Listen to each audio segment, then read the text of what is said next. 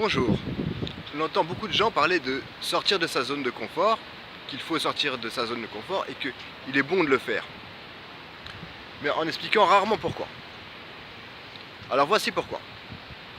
Tout d'abord, qu'est-ce que c'est que la zone de confort? C'est faire les choses que vous faites sans aucune appréhension, les choses pour lesquelles vous êtes parfaitement à l'aise et, que vous faites sans vous poser aucune question et que vous faites tout à fait naturellement. Ça, c'est votre zone de confort. Maintenant, prenons l'exemple de moi à la piscine sur un plongeoir.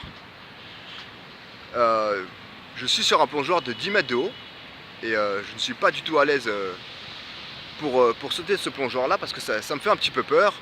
Avant de monter en haut, je me disais que oula, c'était pas si haut et puis que maintenant que je suis en haut, ben, finalement ça fait un peu haut et j'ai peur de sauter. Je suis pas du tout dans ma zone de confort et je vais plutôt redescendre par les escaliers plutôt que de sauter parce que ça me fait un peu peur.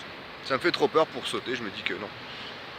Donc je reviens dans ma zone de confort, c'est-à-dire le plongeoir juste au-dessus de l'eau, à 1 mètre au-dessus de l'eau.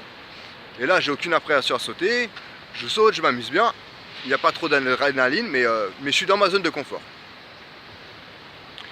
Après, je me dis que j'aimerais bien finalement arriver un jour à sauter du plongeoir de 10 mètres.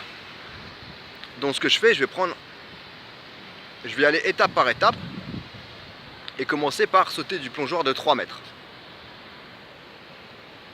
Le plongeoir de 3 mètres, c'est pas ma zone de confort, j'ai un petit peu d'appréhension à sauter, mais en prenant mon courage, je sens que je peux le faire et je peux y aller. Donc j'y vais, je saute, c'est un petit peu dur, au moment où je saute, je sors de ma zone de confort, je saute une fois, c'est un petit peu dur, et puis une fois arrivé en bas, je me dis que finalement c'était pas si terrible, et je ressaute encore une deuxième fois, de ce même plongeoir de 3 mètres, une troisième fois, et au bout d'un certain nombre de fois à sauter de ce plongeoir là, le plongeoir de 3 mètres devient ma zone de confort.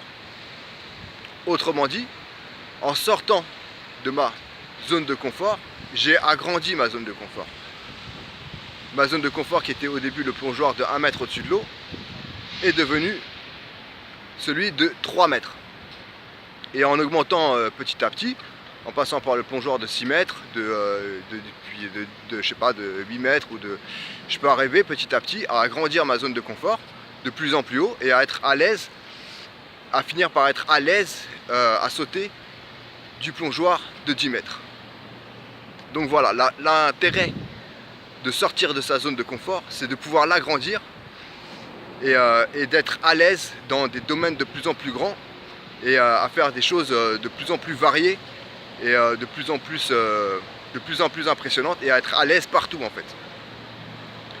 Il y a de nombreux domaines dans lesquels on peut agrandir sa zone de confort, à peu près tout en fait. Si on prend l'exemple des relations sociales, si vous êtes un petit peu timide pour parler aux gens, vous pouvez commencer par des petites étapes et petit à petit augmenter votre zone de confort jusqu'à, comme certains, être à l'aise à parler en public, être un grand orateur et parler en public comme si vous parliez à votre meilleur ami.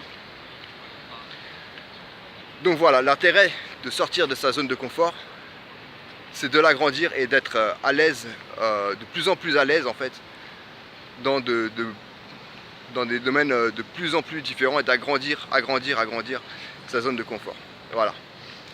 Voilà, à bientôt, merci, au revoir.